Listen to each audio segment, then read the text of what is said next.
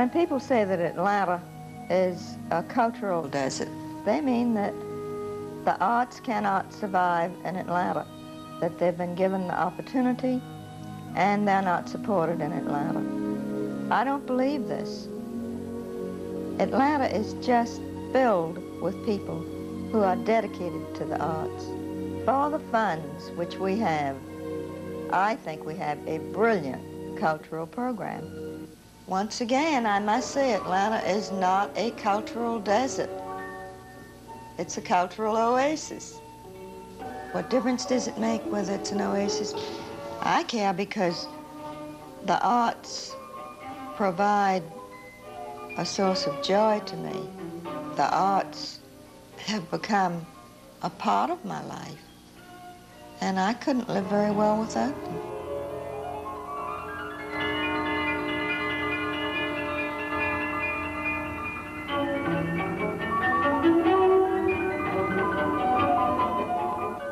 Going back to the days of Bacchus and through the biblical times, there's always been the dance. It's a part of our heritage.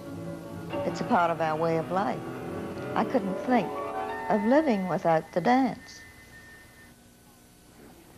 The hub of a city is its symphony orchestra, and it speaks. It has a language. One nation can communicate with another by listening to its music.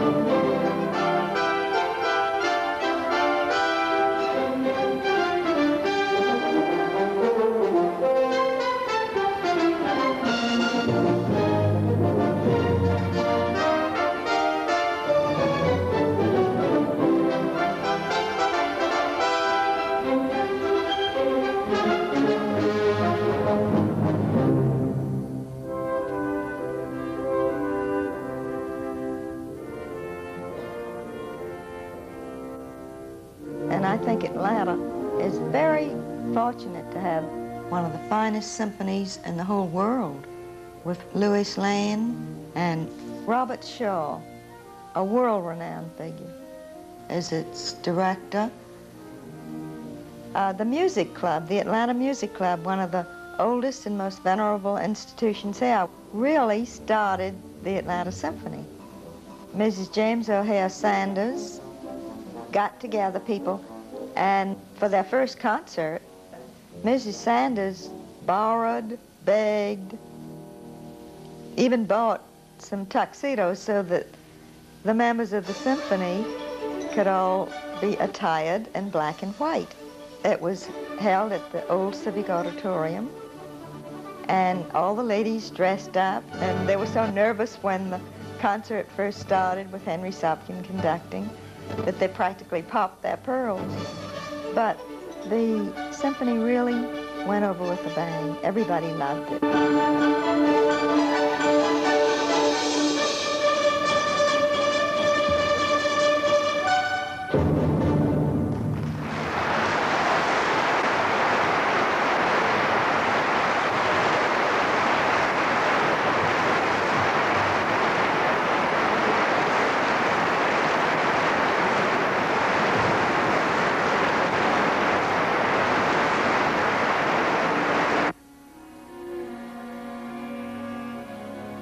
Clarice is such an open giver.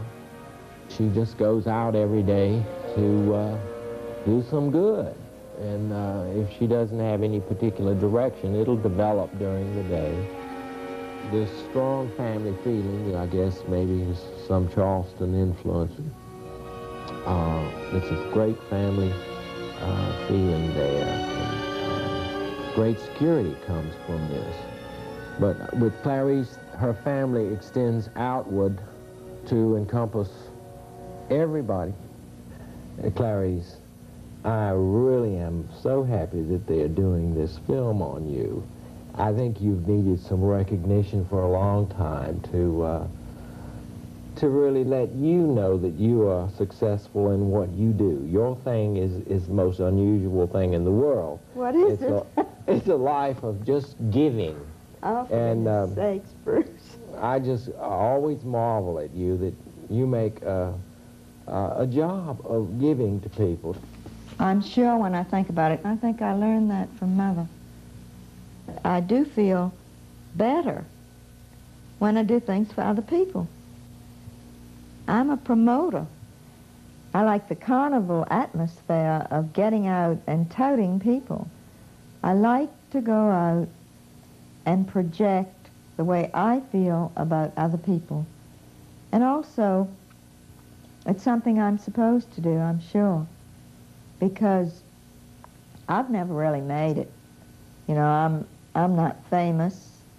Would you believe I've got 2 portraits of me in this little room? This is by Konstantin Shatov, done of me when I was in my 20s. Konstantin Shatov is, I feel, one of the finest portrait painters in the country. He and his brother Roman, and now Roman's son, Mark Shatov.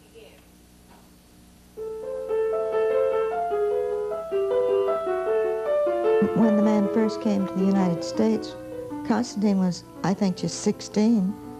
And he immediately got involved in the dance circles. He was the accompanist for Modkin, one of the greatest exponents of dance. He brought Pavlova to this country.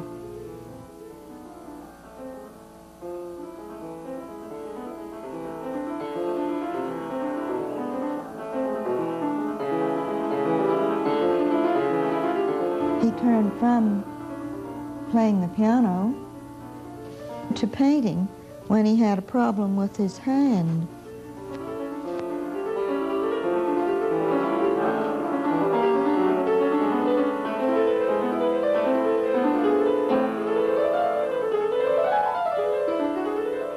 I think some people are imbued with exceptional talent. I feel the Shatovs have this.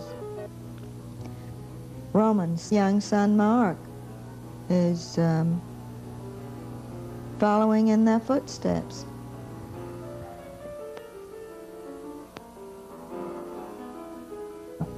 And this portrait is done by my young friend, Gary Dukovnik, who now lives in San Francisco. This is Gary. He really is something. He's standing in front of one of his murals. He is really quite on the scene today, and I'm very proud of Gary. I do give a lot of time to the arts because it's meaningful to me. I love the arts visually, I love the arts spiritually, and also the people who are the artists, who are the performers, who are the painters, who are the writers. They become a part of my life because I relate to them. And I like the people in the arts, I believe, better than the arts themselves. I like people. Life to me, you know, to quote an old master, is a stage. And I'm an actress.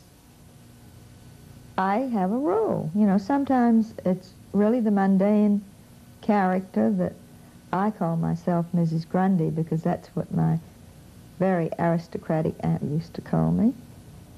My aunt, Irma, who was very elegant, she was quite the grande dame, used to say, Clarice, sometimes you're Mrs. Grundy, the family lady with her 5 children, scrubbing the floors and cooking and mending. So I don't think I've ever mended in my life. I remember when buttons would be up her pajamas, I just leave them on. Maybe put a piece of adhesive tape. But anyway, I do really like my home. I like home life. But my aunt would say, sometimes you're Mrs. Grundy, and sometimes you're the princess. That's what she used to say. I've always liked to collect paintings and drawings. With the help of Constantine and his brother Roman, and a number of my artist friends, I've learned a lot about art, and I've grown in my appreciation. Oh, look. Oh, how fabulous. Isn't that lovely, though? Roman, I just love it. Well, Oh, thank you. I like it better. You know, I had that before. And that figure there, that wasn't there before, was it? yeah, it's Naughty little figure. When Roman The Shatops came to Atlanta from Russia, from Georgia, as a matter of fact, so it's fitting that they should have moved to Atlanta. Roman, as a young man, was a recognized artist in Russia. He had a studio on Fifth Avenue and was in the F. Scott Fitzgerald group, and was a friend of Isadora Duncan, and for a time shared a studio with William de Kooning. I've been painting from practically from childhood. I'm an artist. That people say that I was born with a brush in my mouth. But I did feel it instinctively and from childhood, how to paint and how to draw and how to compose. I had that. When I came to America, I was doing murals, and I did murals almost all over America. When I got married at 41, I almost entirely dedicated myself to portraits, because you know, you get 1 or 2 murals a year or so on. Portraits is something that I could support my family. But I'm myself. Whatever I do, it comes entirely from my heart, soul, and my brain, and my hands. The art has to touch people, somehow bring us a great comfort to our eyes. It has a lot to do with constellations. In the heaven, you look at the stars, and you see how perfectly they're composed. Nature is very wise, you know, in that respect, very artistic. I'm sort of, I would say that I'm a hermit in many respects, you know. For instance,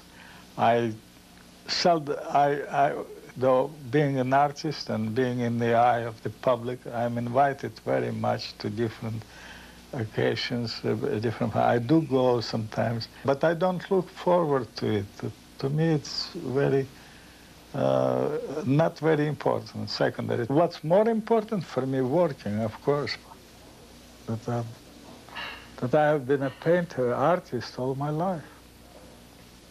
All my life, since I remember myself. That's how he came to be had married. something doing with Europe. No, Was not Saul really. here on? No, just that they both spoke Russian. They had something in common. That's a lot. Doris, tell me, what's your title now? I'm the director of the National Association for Regional Ballet, of which Dorothy's the founder. It's all her problem. It's her. It's all your fault, Doris. Yeah, I left all the troubles to Doris. I just think Dorothy is one of the best examples of a person who not only wants to do something, but who actually gets it done.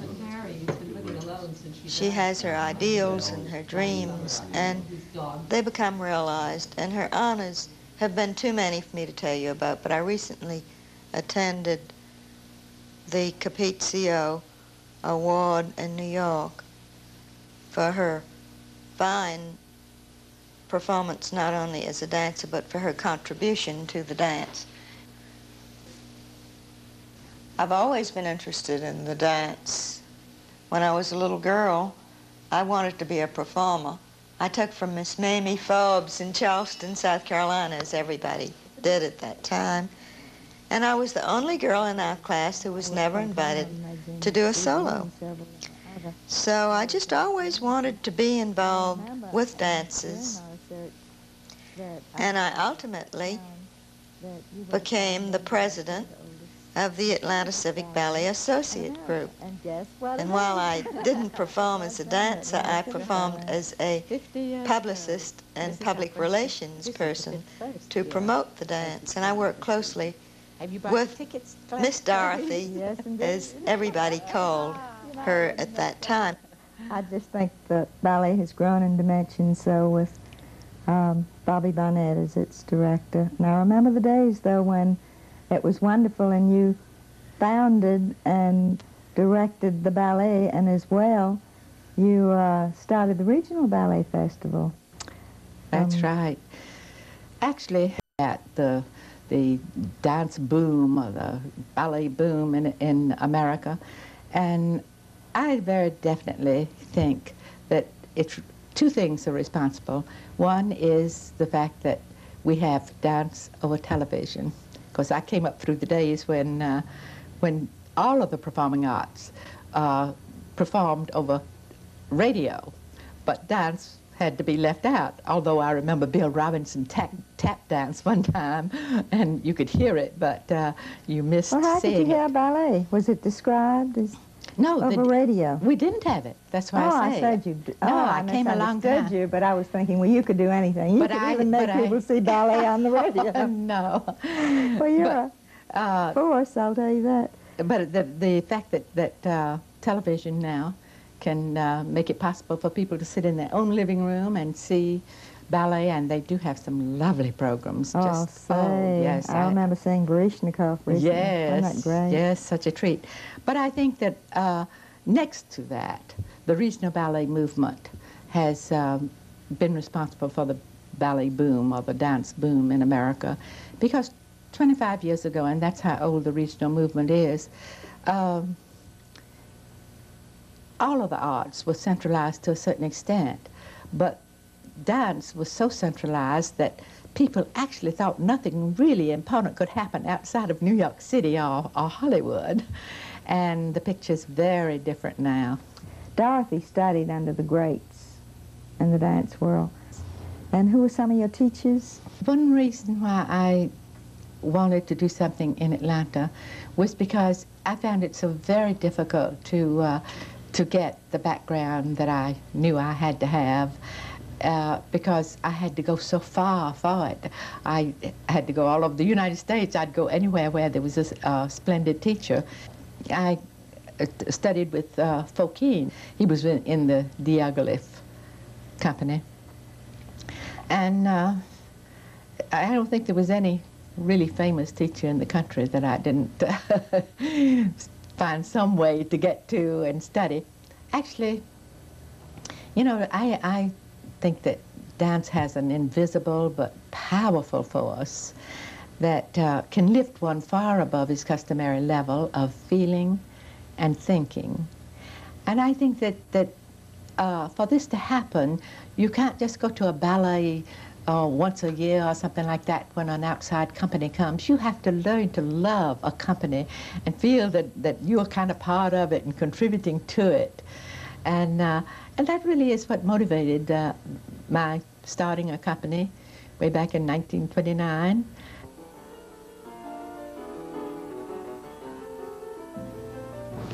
Elise is the daughter I did not have. She described herself very well when she said, "Clarice, I think I'm the only member of the Urban League and the Junior League that I know."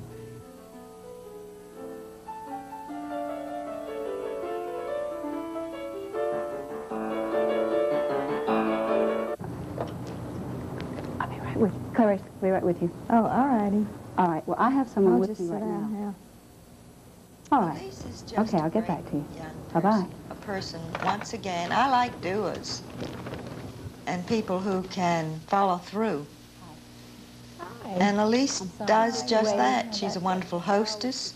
She has been the hostess for many celebrities, including Richard Tucker and Fausto Claver. I have something that I have been wanting to give you. On the day of the election, President Carter's re-election, I felt that working in the White House had been a very special experience for me. And particularly because it was right before we knew what the outcome would be, I wanted to sit down and write to a couple of people that I felt had been very special to me and thank them for helping this experience to be possible for me. Because win, lose, or draw, it was a wonderful experience for me. And I guess the way things turned out, the letter means even maybe more than it would have otherwise. But because you're one of those people, I wanted to share the experience that I'd had at the White House with you. And this thought is sort of, it thanks you and it tells you what it meant to me, and it I hope gives you sort of a vicarious experience. Oh, thank you. I don't know about vicarious. I know. Well, it wasn't all vicarious. You came there several times. Me, but you didn't have to do this. Well, I am very, very proud to have it. May I look at it? Yes, do. I want you to. And you do deserve it. Well, I don't know about that. Well, Clarice, I know it embarrasses you when I say this, but I'm just one of the people in Atlanta that owes their start to you. And there are a lot more people than I know would admit to it. But well, that's very kind of you to say, and it is embarrassing. I don't well, think but it's true, Clarice, and somebody should tell you, and I'm going to tell you. I mean, I can think of a lot of people in this city that you gave them a boost towards the goals that they wanted, and they went on to become successful public relations and writing and art, or else you came along at a particular time and you gave them another little nudge and they went forward. I have to say that sometimes it puzzles me that you haven't quite been able to capture for yourself some of the things that you do for other people. Been able to, and I really suppose I don't want to. I get a great deal of pleasure just being there and somehow knowing that if I am there, it's the right time for the other person.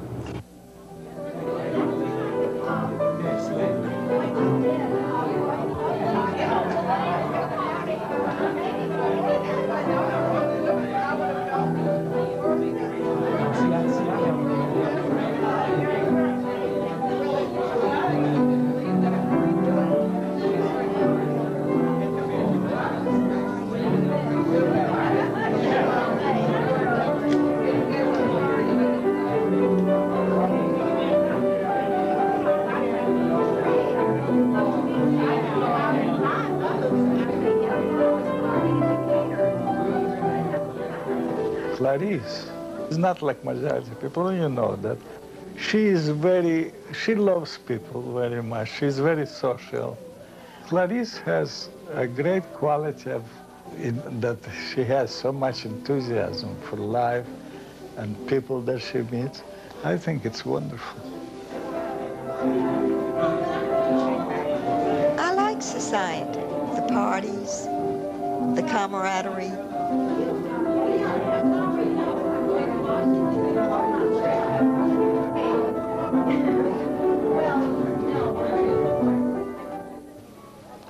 It's a truly very spiritual life that Clarice leads. Clarice has little miracles every day. She really doesn't really understand how good she really is. But she's good.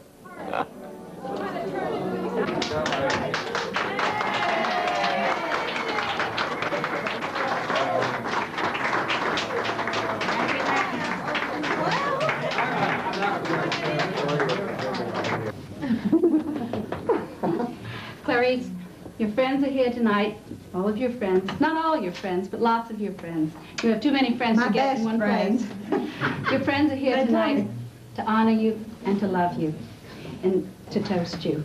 And we would like to raise a toast to one of Atlanta's most gracious ladies, one with whom we were all very privileged to know and associate, one whose contributions have been immeasurable and imperishable, Clarice Geigerman. Thank you. I like to sing. I just love to sing. I have a good voice, I think, but nobody else does. Would you like for me to sing a song for you that I learned when I was a little girl? Yeah. My father said it was a song he used to sing when he was a little boy. Want me to sing it for you? Yeah. Okay. A little boy and a little girl in an ecstasy of bliss, said the little boy to the little girl, "Pray give me just one kiss." The girl drew back in great surprise. "You're a stranger, sir," said she, "and I will give you just one kiss when the apples grow on the lilac tree." The boy was very sad indeed, for she was the only one. The girl felt quite remorseful at the terrible crime she had done. So bright and early on the very next morn, he was quite surprised to see his little sweetheart standing in the garden, tying apples on the lilac tree. You like that? Yeah. Well, are you going to sing a song for me? Yes. You were in Oliver. Do you know a song from Oliver? Yes. I'll sing Small Pleasures. Wonderful. Hit it. Small pleasures, who would deny us thee? Gin toddies, large measures, no skipping if you please. Pinky, you want to hear a song from Showboat? That's my favorite musical. I love And in the theater Under the Stars, back in 1952, when I used to do the public relations, they presented Showboat. And it really is my favorite. And this is my favorite song from Showboat. It's called Fish Gotta Swim. Fish gotta swim, birds gotta fly. I've gotta love one man till I die. Can't help loving that man of mine. Tell me he's lazy, tell me he's slow, tell me I'm crazy, maybe I know. Can't help loving that man of mine. When he goes away, it's a rainy day, but when he comes back, the sun will shine, and all is fine. He can stay out as late as can be, 'cause home without him ain't no place to be.